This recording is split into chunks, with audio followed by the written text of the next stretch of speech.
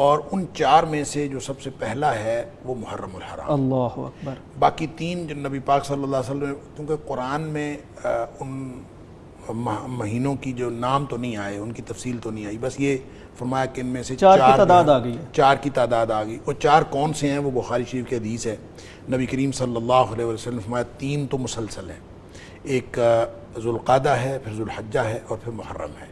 تو یہ 3 مسلسل ہیں، اور ایک جو ہے رجب وہ الگ سے ہے۔ جو یہ تسلسل میں ہم دیکھتے ہیں تو اسلامی کیلنڈر جس طرح سے چلتا ہے اس میں پہلا مہینہ محرم الحرام ہے اور آخری ذوالحجہ ہے، تو ذوالقعدہ اور ذوالحجہ کے بعد پہلا آ جاتا ہے، 2 آخری اور ایک پہلا، تو اس طرح سے یہ 3۔ اس کی وجوہات بہت سارے لوگوں نے اپنی اپنی لکھی ہیں، یعنی محرم کو یہ تقدس کیوں حاصل ہے؟ کہ محرم بھی بلکہ سارے ہی جو ہیں حرمت کے 4 مہینے، حرمت کے جو 4 مہینے ہیں ان کو کیوں حرمت والا مہینہ قرار دیا گیا ہے؟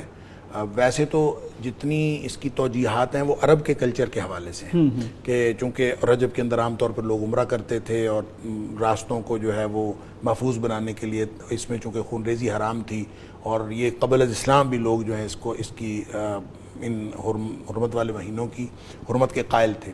اور اسی طرح جو ذوالقعدہ، ذوالحجہ اور محرم، اس میں یہ حج والے مہینے ہیں، یعنی ذوالحج میں حج ہے تو ذوالقعدہ میں لوگوں نے جانا ہوتا تھا اور محرم میں واپس آنا ہوتا تھا، تو اس کے ساتھ بھی اس کو جوڑا جاتا ہے۔ لیکن جو قرآن نے کہا ہے، قرآن نے کہا کہ یہ جو حرمت والے مہینے ہیں اس میں پھر اللہ کی کوئی ذرا سی بھی نافرمانی نہ کرو۔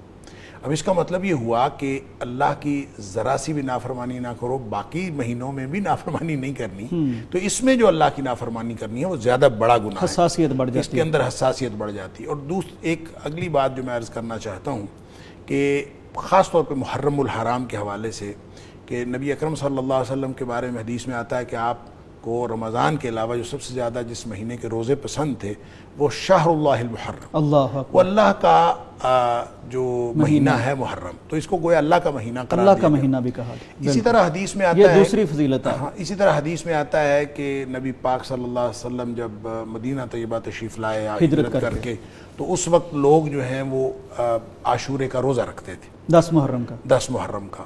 تو آپ نے پوچھا کہ یہ لوگ روزہ کیوں رکھتے ہیں؟ ڈاکٹر صاحب یعنی وہاں تو یہودی تھے نا، یہودی تھے، وہ رکھ رہے تھے، وہ روزہ رکھتے تھے۔ تو پوچھا گیا کیوں رکھتے ہیں؟ اس لیے رکھتے ہیں کہ اس دن اللہ تعالیٰ نے موسیٰ علیہ السلام کو اور ان کی قوم کو فرعون سے نجات دلائی، اللہ اکبر، یہ گویا کہ ان کا یوم آزادی تھا، ان کا یوم آزادی تھا، اس لیے وہ کہتے ہیں۔ تو نبی پاک صلی اللہ علیہ وسلم نے فرمایا کہ ہم موسیٰ علیہ السلام کے ساتھ ان یہودیوں سے زیادہ تعلق رکھتے ہیں، اللہ اکبر، لہذا ہم بھی رکھیں گے۔ سبحان تو نبی کریم صلی اللہ علیہ وسلم نے بھی خود بھی روزہ رکھنا شروع کر دیا، اور ساتھ صحابہ کرام نے بھی اس کا روزہ رکھنا شروع کر دیا۔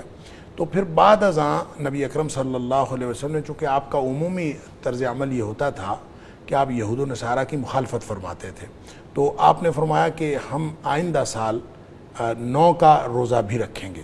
اب اس میں جو 9 کا روزہ ہے کہ آپ 9 کا روزہ رکھیں گے، اب بعض لوگوں کا خیال ہے کہ آپ نے یہ فرمایا کہ 9 کا بھی رکھیں گے، اور بعض کا خیال ہے کہ آپ نے فرمایا کہ 9 کا رکھیں گے، 9 کا ہی رکھیں گے، 9 کا ہی رکھیں گے۔ اب یہ بھی اور ہی ہمیں ترجمے میں لگانا ہے، اس میں تو 9 ہے عربی الفاظ کا، لہٰذا جن لوگوں کا خیال یہ ہے کہ 9 کا ہی رکھیں گے تو اس کا مطلب 10 کی بجائے نبی پاک صلی اللہ علیہ وسلم نے 9 کا مقرر کر دیا، جن کا خیال یہ کہ نہیں، اس کا مطلب ہے 9 اور 10 کا رکھا جائے۔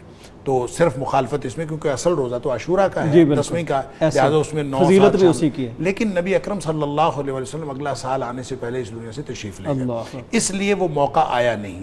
لوگ اپنے طور پہ اس کے بارے میں اس کا تعین کرنے کی کوشش کرتے ہیں کہ 9 اور 10 کا رکھنا ہے یا صرف 9 کا رکھنا ہے، تو احتیاط اسی میں ہے کہ 9 اور 10 کا روزہ رکھ لیا جائے، اور اس کی چونکہ اللہ کریم نے بہت فضیلت رکھی ہے اور نبی پاک صلی اللہ علیہ وسلم نے اس روزے کی بہت فضیلت بتائی ہے، اس لیے اس کو رکھنا چاہیے۔ یعنی ڈاکٹر صاحب پچھلے 1 سال کے گناہ معاف ہو جاتے ہیں، 1 سال کے گناہ معاف ہو جاتے ہیں۔